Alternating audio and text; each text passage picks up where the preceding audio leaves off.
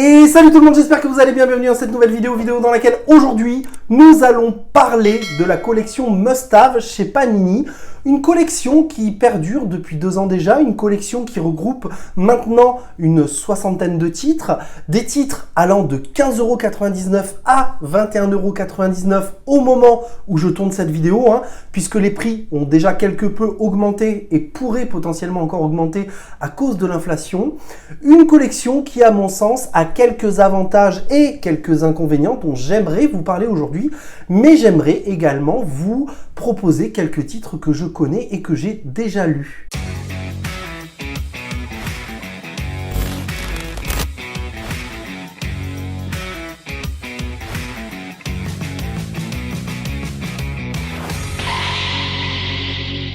Alors mes must-have sont dans les cartons, je ne sais absolument pas dans quel carton ils sont, donc je vous mettrai des images, promis.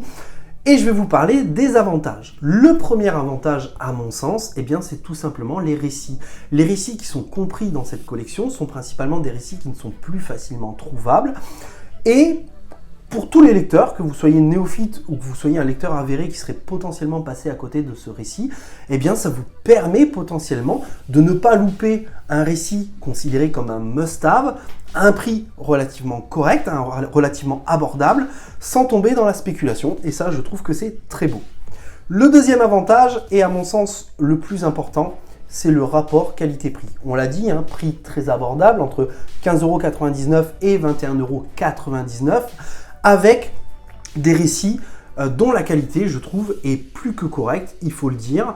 On a cette espèce de bandeau en haut doré qui vous permet déjà d'identifier cette collection, qui vous permet notamment de créer une collection en cohérence avec votre bibliothèque, et ça c'est beau je trouve aussi.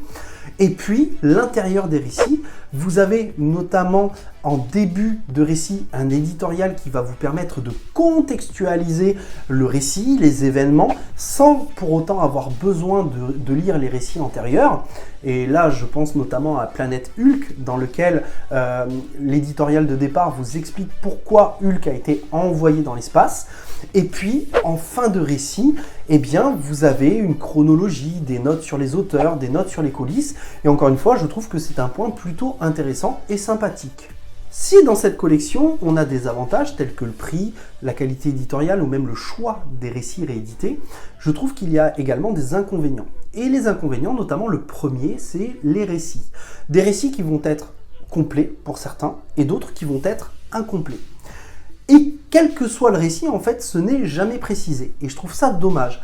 Si je prends l'exemple du must-have Ultimate Spider-Man, pouvoir et responsabilité, qui réunit les 7 premiers chapitres d'Ultimate Spider-Man, si c'est un lecteur curieux qui s'est renseigné auparavant, il le saura. Mais si c'est un lecteur qui ne sait pas dans quoi il se lance, finalement, il ne saura pas. Et je trouve ça relativement dommage. Je pense qu'il aurait été beaucoup plus judicieux d'avertir le lecteur, soit en 4e de couverture, soit dans les premières pages à l'intérieur, que ce récit est un récit complet ou un récit incomplet, et où lire la suite de ce récit du coup. Je pense que ça aurait été vraiment intéressant. Le deuxième inconvénient, à mon sens, c'est le format. Et oui, parce que beaucoup de ces récits dans la collection Must Have sont principalement anciennement des Deluxe. Et effectivement, si on compare Old Man Logan en Deluxe et si on compare Old Man Logan en Must Have, on ne va pas apprécier les planches de la même manière. On va perdre énormément, je trouve. Mais attention, encore une fois, tout est relatif. Le Must Have à 15,99 €, le Deluxe était quasiment à 30 ou 32 € à l'époque. Donc voilà, c'est moitié prix. Le dernier point, le dernier inconvénient, j'ai envie de dire, des récits Must Have, c'est que ces récits se retrouvent très vite dans les collections à petit prix qui sortent chaque année. J'en avais parlé notamment dans ma vidéo sur 20 comics pas chers, et effectivement, dans cette vidéo, je le disais, mais des must-have sortis au mois de février se retrouvaient notamment dans la collection à petit prix au mois d'octobre.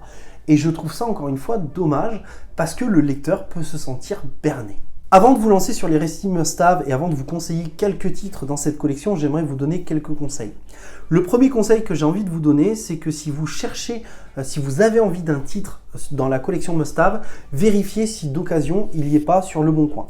C'est le cas par exemple d'Holman Logan qu'on retrouve de façon très récurrente sur Le Bon Coin à des prix allant de 10 à 20 euros, frais de port compris, mais dans son format de luxe. Le format de luxe est beaucoup plus grand, vous permettra d'apprécier les planches et les dessins. Et surtout, je trouve que le Deluxe est le meilleur format chez Panini, donc n'hésitez pas, l'occasion parfois ça a du bon.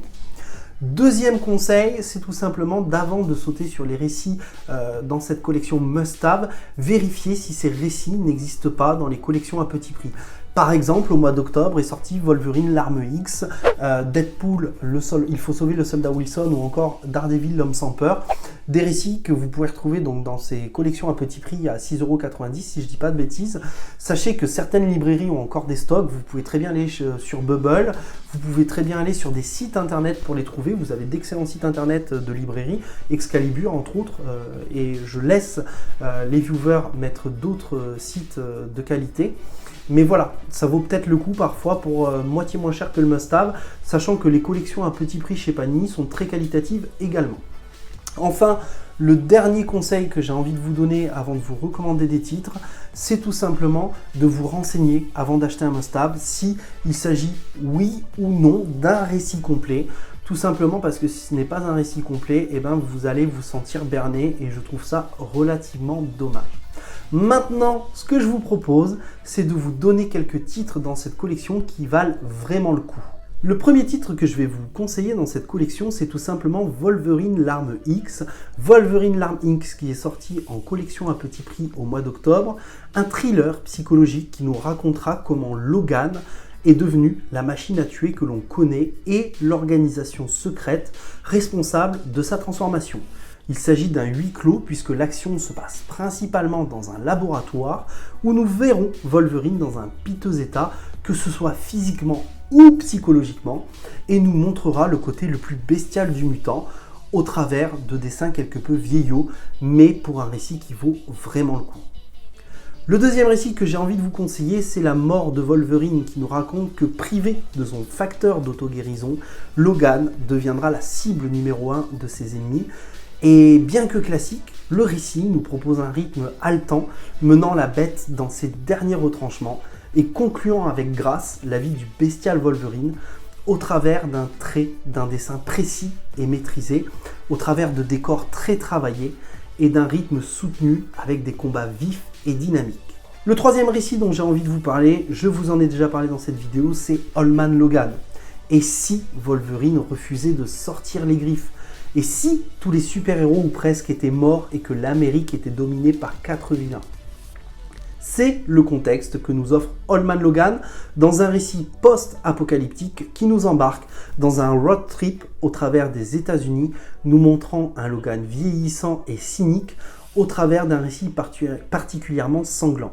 Les dessins sont absolument magnifiques, cohérents à cette ambiance post-apocalyptique du Mad Max, immersif et bourré de détails. Le quatrième récit dont j'ai envie de vous parler, c'est Daredevil l'Homme sans peur. Quoi de mieux pour découvrir Daredevil que de lire ses origines?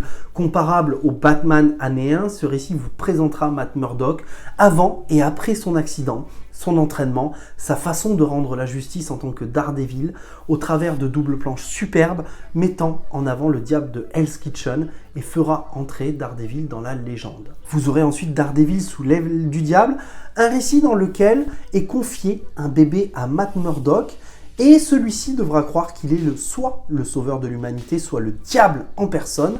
Et lorsque les malheurs s'enchaîneront, la foi de Daredevil sera mise à mal au travers d'un récit mature dans lequel Daredevil sera lui aussi mis à mal. Les planches sont absolument géniales, avec des dessins un peu plus cartoony que dans Daredevil l'Homme sans peur, et des couleurs par contre beaucoup plus vives. Je vais encore vous recommander Deadpool, il faut sauver le soldat Wilson, un récit que je ne connais pas forcément, mais recommandé par beaucoup, dans lequel Deadpool sera jugé pour ses actes suite à une mission ayant mal tourné. Vous y découvrirez notamment les origines de l'équipe de mercenaires dont Deadpool faisait partie, avec Bullseye, Silver Sable et Domino. Apparemment, un bon point d'entrée pour les lecteurs s'intéressant à Deadpool, un récit fun, des dessins cartoony, de l'humour et de la violence, bref, du Deadpool. Et si Spider-Man vous intéresse, je ne peux que vous conseiller Spider-Man, la dernière chasse de Kraven, une histoire sombre et mature dans laquelle le chasseur Kraven est mis à l'honneur, y compris ses motivations, sa vengeance et ses origines. Un Kraven tourmenté par ses propres démons et un Spider-Man également tourmenté par sa double vie, son mariage et sa vie de super-héros qu'il a bien du mal à gérer. Bien que les dessins soient oldies, le charme opère pour nous livrer des personnages bien dessinés, malgré le manque d'arrière-plan à quelques reprises. Du côté de Hulk, vous pourrez découvrir Planète Hulk. Lorsque Hulk est devenu trop dangereux pour la Terre, il sera envoyé sur une autre planète. Capturé, il deviendra alors un gladiateur pour amuser les habitants de cette planète. Un récit qui dégorge d'action, de combat, qui mettra en avant un Hulk plus intelligent, un fin stratège de guerre, un Hulk tourmenté, mettant un point d'honneur sur la distinction entre Hulk et Bruce Banner. Les dessins sont agréables, les scènes d'action sont propres, la planète Sakaar bien travaillée, un beau récit qui souffre parfois d'un manque de fond, mais qui reste sans aucun doute un excellent récit malgré tout.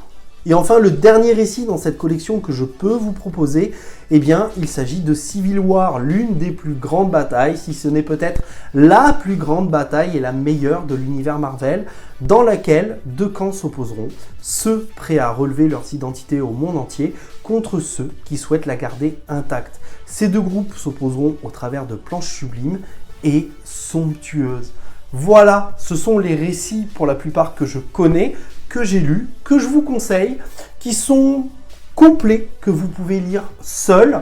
Il y en a sûrement d'autres. Je laisse les personnes les plus expérimentées proposer d'autres récits dans les commentaires. N'hésitez surtout pas, faites-vous plaisir. J'espère en tout cas que cette petite vidéo autour de la collection Must-Have de chez Panini vous aura plu. N'hésitez pas à me dire si vous voyez d'autres avantages et d'autres inconvénients auxquels je n'aurais pas pensé. Je vous dis à très vite pour une prochaine vidéo. Prenez soin de vous et n'oubliez pas, de grands comics et de grands mangas impliquent de grandes lectures. Ciao tout le monde!